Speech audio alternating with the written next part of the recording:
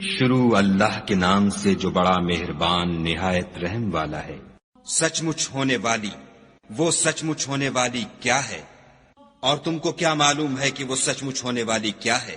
وہی کھڑکھڑانے والی جس کو سمود اور عاد دونوں نے جھٹلایا، سو سمود تو کڑک سے ہلاک کر دیے گئے، رہے عاد ان کا نہایت تیز آندھی سے ستیہ ناش کر دیا گیا۔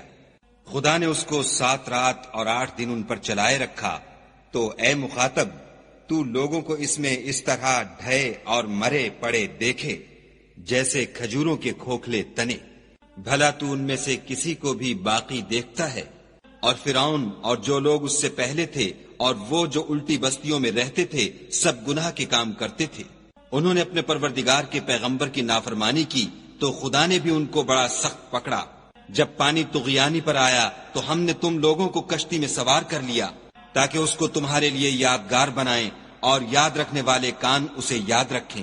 تو جب سور میں ایک بار پھونک مار دی جائے گی اور زمین اور پہاڑ دونوں اٹھا لیے جائیں گے، پھر ایک بارگی توڑ پھوڑ کر برابر کر دیے جائیں گے، تو اس روز ہو پڑنے والی یعنی قیامت ہو پڑے گی، اور آسمان پھٹ جائے گا تو وہ اس دن کمزور ہوگا، اور فرشتے اس کے کناروں پر اتر آئیں گے، اور تمہارے پروردگار کے عرش کو اس روز 8 فرشتے اٹھائے ہوں گے۔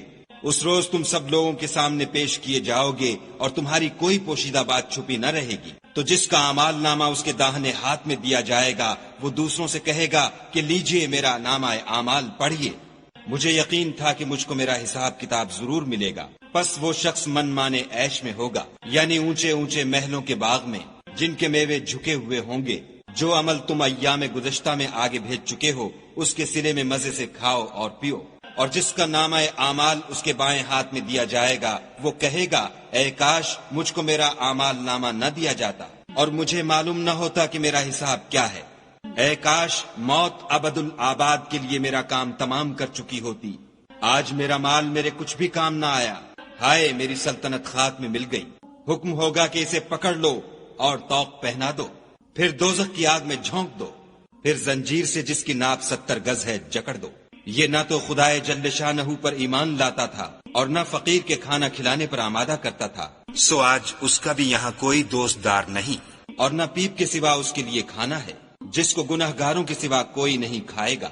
تو ہم کو ان چیزوں کی قسم جو تم کو نظر آتی ہیں اور ان کی جو نظر نہیں آتی کہ یہ قرآن فرشتہ عالی مقام کی زبان کا پیغام ہے، اور یہ کسی شاعر کا کلام نہیں مگر تم لوگ بہت ہی کم ایمان لاتے ہو، اور نہ کسی کاہن کے مزخرفات ہیں لیکن تم لوگ بہت ہی کم فکر کرتے ہو۔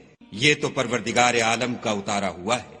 اگر یہ پیغمبر ہماری نسبت کوئی بات جھوٹ بنا لاتے تو ہم ان کا داہنا ہاتھ پکڑ لیتے، پھر ان کی رگے گردن کاٹ ڈالتے، پھر تم میں سے کوئی ہمیں اس سے روکنے والا نہ ہوتا۔ اور یہ کتاب تو پرہیزگاروں کے لیے نصیحت ہے، اور ہم جانتے ہیں کہ تم میں سے بعض اس کو جھٹلانے والے ہیں، نیز یہ کافروں کے لیے موجب حسرت ہے، اور کچھ شک نہیں کہ یہ برحق قابل یقین ہے۔ سو تم اپنے پروردگار عز و جل کے نام کی تنزیہ کرتے رہو۔